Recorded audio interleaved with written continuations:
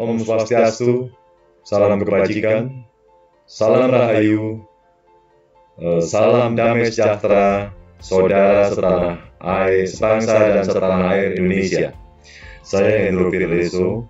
Pada video kali ini, saya akan membagikan informasi berita tentang keadaan setelah gencatan senjata antara Israel dan Hamas. Sebelum video ini kita lanjutkan, jangan lupa like, komen, dan subscribe agar saudara dapat terus mengikuti video-video kami yang baru. Langsung saja kita mulai dengan berita yang akan kita bahas.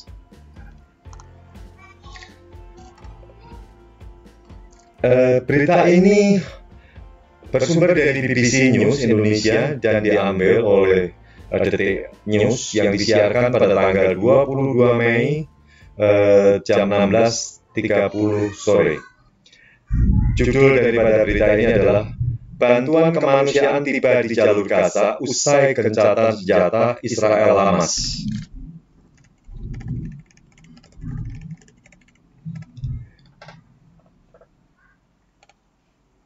Konvoi pertama bantuan kemanusiaan telah tiba di Gaza beberapa jam setelah berlakunya gencatan senjata antara Israel dan kelompok Hamas pada Jumat 21 Mei dini hari. Ribuan warga Palestina kembali dari pengungsian, namun melihat tempat tinggal mereka sudah hancur. Kalangan pejabat setempat menyatakan perlu bertahun-tahun untuk melakukan rekonstruksi. Lebih dari 250 orang tewas akibat konflik bersenjata 11 hari, sebagian besar di Gaza. Baik Israel maupun Hamas saling mengklaim kemenangan.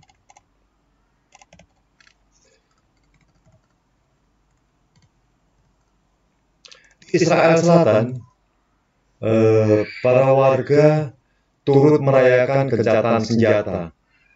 Namun banyak yang khawatir bahwa konflik sewaktu-waktu bisa muncul lagi. Truk-truk dari berbagai lembaga bantuan termasuk dari yang berafiliasi dengan Perserikatan Bangsa-Bangsa telah berdatangan dengan membawa barang-barang kebutuhan medis, pangan, dan bahan bakar ke Gaza. Setelah Israel membuka pos perlintasan di Karem Salom, lebih dari 100.000 orang terpaksa mengungsi dari rumah-rumah mereka di Gaza yang dikuasai kelompok Hamas, dan hampir 800.000 orang kini tidak memiliki akses ke air bersih, ungkap Badan PBB Urusan Anak-anak UNICEF. Kalangan pejabat Palestina mengatakan butuh jutaan dolar untuk membangun kembali wilayah-wilayah yang hancur, apalagi kini penduduk tengah dikhawatirkan dengan pandemi COVID-19. Margaret Harris, juru bicara WHO, menyerukan segera dibuka akses bagi pasokan medis dan tenaga kesehatan ke Gaza, karena fasilitas kesehatan di wilayah itu berisiko dipenuhi oleh ribuan warga yang luka-luka. Selama bertahun-tahun, Gaza sering diblokade oleh Israel dan Mesir, sehingga menyulitkan lalu lintas warga dan barang dengan alasan dari kedua negara itu adalah khawatir adalah pasokan senjata ke Hamas. Badan PBB Urusan Pengungsi Palestina atau UNRWA mengatakan bahwa prioritasnya adalah mengidentifikasi dan membantu puluhan ribu warga yang kehilangan tempat tinggal, sehingga segera butuh bantuan 38 juta US. Pada Kamis 20 Mei, Kementerian Perumahan Gaza mengatakan bahwa 1.800 unit rumah sudah tidak layak huni dan 1.000 unit sudah hancur. Kerusakan yang dibuat dalam kurun waktu dari 2 pekan akan butuh waktu bertahun-tahun, jika tidak puluhan tahun untuk membangun kembali, kata Fabrizio Carboni, Direktur Timur Tengah dari Komite Internasional Perang Merah atau ICRC. Warga Gaza bernama Samira Abdillah Nasir mengaku rumahnya yang bertingkat 2 di dekat kota Beit Hanon hancur lebur akibat serangan. Ketika pulang ke rumah, kami sudah tidak punya tempat untuk berteduh.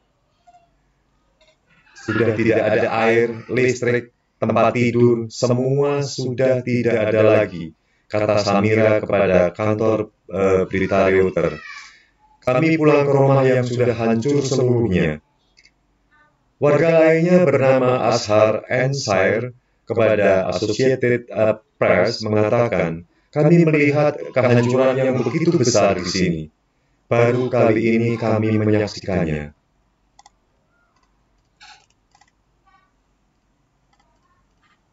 Pertempuran antara Israel dan kelompok Hamas di Gaza dimulai 10 Mei setelah ketegangan yang kian panas selama beberapa pekan yang berpuncak pada bentrokan antara polisi Israel dan warga Hamas di komplek Masjid Al-Aqsa di Yerusalem Timur. Hamas saat itu mulai menembakkan roket setelah memperingatkan aparat keamanan Israel untuk mundur dari kompleks suci itu dan dibalas oleh Israel dengan serangan udara. Sedikitnya 248 orang, termasuk lebih dari 100 perempuan dan anak-anak tewas di Gaza.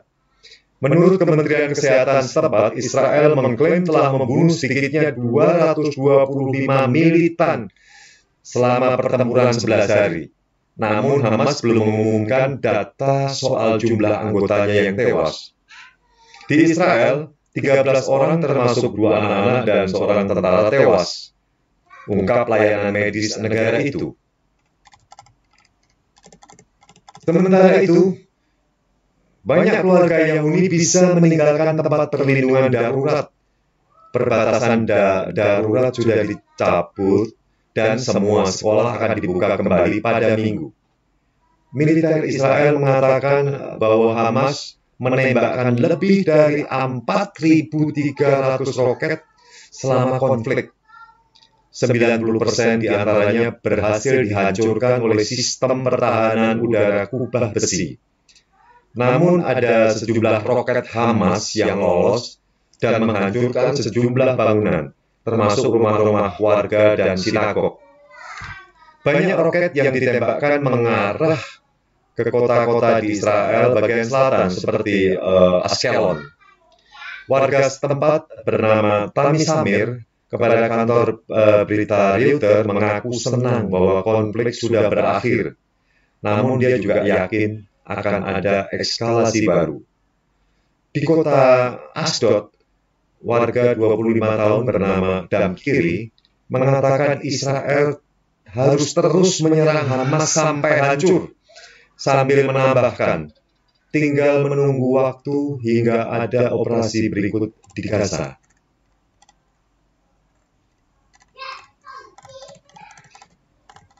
Walau sudah berlangsung gencatan senjata pada Jumat dini hari, namun tetap terjadi bentrokan di Masjid Al-Aqsa siangnya setelah salat Jumat.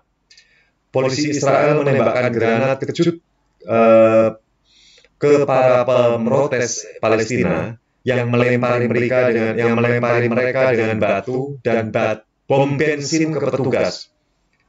Sedikitnya 20 warga Palestina luka-luka, ungkap tim medis. Sementara itu, Presiden Amerika Serikat Joe Biden mengatakan bahwa solusi dua negara merupakan jalan satu-satunya untuk mengatasi konflik. Dia menambahkan bahwa tidak akan ada perdamaian, kecuali jika kawasan itu secara tegas mengakui hak keberadaan Israel. Biden juga mengatakan bahwa Amerika Serikat akan mengorganisir bantuan internasional untuk membantu pembangunan kembali di Gaza. Suasana jalan-jalan utama di Gaza berangsur kembali normal beberapa jam setelah gencatan senjata diberlakukan. Ini kali pertama dalam kurun hampir 2 pekan terakhir warga bisa keluar rumah dengan aman.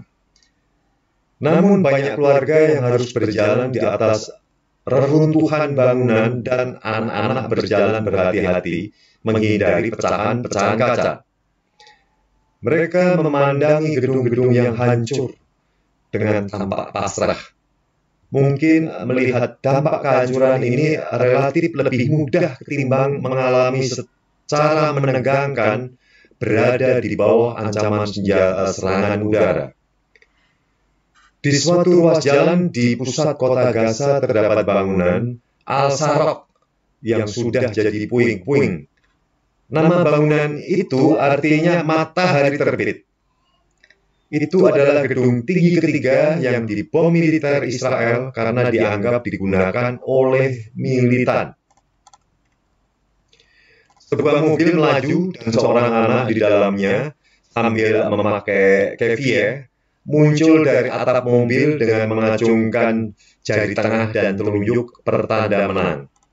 Hamas memuji aksi mereka mempertahankan Yerusalem, sedangkan Israel menyatakan serangan udaranya telah membuat kelompok itu mengalami kemunduran strategis.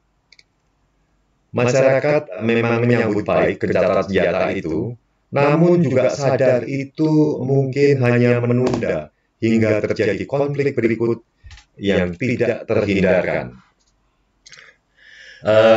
Mari kita lihat foto-foto yang tadi tertera. Ada sedikit ulasan juga, begitu memprihatinkan akibat dari suatu peperangan. Peperangannya hanya 11 hari, tapi butuh waktu bertahun-tahun, katanya puluhan tahun untuk mengadakan pemulihan. Kita lihat di sini, beberapa truk mengangkut bantuan kemanusiaan, ya kan, masuk ke jalur Gaza melalui perlintasan Kerem Salon. Ini memuat bantuan medis, ya, terutama medis karena banyak korban luka-luka, bantuan makanan, dan kita harapkan tim medis juga segera bisa masuk ke jalur Gaza supaya membantu korban yang ada di sana.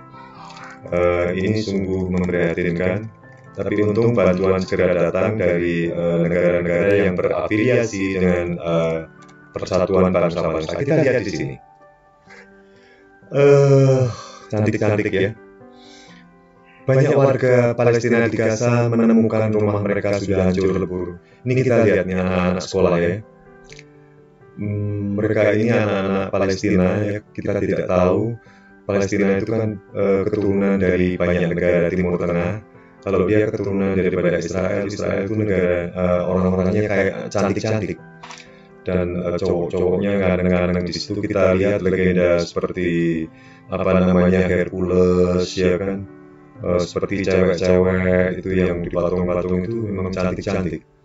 Kita lihat di sini anak-anak ini melihat bangunan rumahnya sudah hancur lebur dan dia menemukan tas sekolah dia yang masih ada. Kasihan ya, dia melihat yang pertama dicari adalah tas sekolahnya, karena hari Minggu hari Minggu sudah sekolah, mungkin minggu depan bukan minggu setelah Jumat, Sabtu Minggu ya, karena masih hancur ya. Kita lihat anak-anak dan orang tua mencari apa yang bisa diselamatkan untuk anak-anak sekolah. Di satu sisi tadi di Palestina, dan ini kita lihat di Masjid Al-Aqsa. Di komplek Masjid Al-Aqsa ini yang dibilang Syekh Jarrah ini banyak bangunan-bangunan suci dari kedua belah pihak. Karena selain Masjid Al-Aqsa yang disucikan oleh umat Muslim Palestina, dan juga mereka atau warga Israel yang beragama Islam, karena warga Israel yang beragama Islam itu ada 20%. Kalau mereka ingin melakukan ibadah yang mungkin suci atau sakral ya, pasti menuju ke Masjid Al-Aqsa. Dan Masjid Al-Aqsa ini dari zaman dulu sampai sekarang yang jaga adalah polisi Israel. Dan peperangan ini yang di cikal bakalnya juga dari sini. inilah terjadi konflik yang kita tidak tahu mana yang benar. Salah satu mereka saling menuduh yang memulai adalah tentara polisi Israel, ada yang menuduh bahwa mereka yang sedang habis sholat, mereka melempari batu kepada polisi-polisi Israel. Di sini ada tiga tempat suci ya, Masjid Al-Aqsa, ada Temple Mount, ada tembok ratapan. Buat orang Yahudi itu sakral sekali, jadi selalu dijaga oleh polisi dari Israel. Ini polisi Israel berjaga di komplek Masjid Al-Aqsa. Dan kita lihat lagi di bawahnya ini adalah warga atau penduduk Israel. Di Israel itu begitu luar biasa, begitu ada tembakan atau serangan, karena ini wilayah Israel ini kan dikelilingi oleh musuh-musuh mereka, musuh-musuh dari Timur Tengah. Jadi dia mempunyai pertahanan yang dibilang Iron Dome, sistem pertahanan yang luar biasa. Dan begitu ada serangan sedikit, dia langsung sirine bunyi di seluruh kota di Israel. Dan warga semua masuk ke tempat perlindungan darurat. Dan perlindungan darurat itu saya rasa sangat kokoh. Jadi mereka pada masuk ke perlindungan darurat. Begitu gencatan senjata dimulai atau gencatan senjata diawali, itu warga di kota Ashkelon, ya ini di sini ya, ini warga di kota Ashkelon ini keluar dari tempat perlindungan darurat. Kita melihat bahwa mereka sudah menemukan ketenangan dan pasti mereka berdoa karena orang Yahudi maupun orang Kristen di Yahudi cuma sedikit, atau terutama Yahudi tetap mengedepankan kasih. Buat mereka satu nyawa itu sangat berharga, apalagi sekarang ada 13 nyawa jadi korban peperangan ini. Dan seperti himbauan daripada Paus Fransiskus, segera peperangan ini dihentikan karena sudah terlalu banyak makan korban. Dan Tuhan mendengar apa yang diharapkan oleh seluruh umat di dunia bahwa peperangan ini harus segera diakhiri. Dan terima kasih Tuhan bahwa peperangan ini sudah berakhir. Dan kita melihat peperangan meninggalkan kehancuran yang sangat-sangat parah, terutama buat Palestina. Jadi peperangan mengakibatkan kehancuran kedua belah pihak, korban manusia kedua belah pihak. Jadi pesan saya hanya satu kata: tidak ada perdamaian tanpa pengorbanan. Sekian dan terima kasih telah menonton video kami. Jangan lupa ya, klik like, komen, dan subscribe supaya bisa melihat video-video kami yang berikutnya. Terima kasih dan sampai jumpa.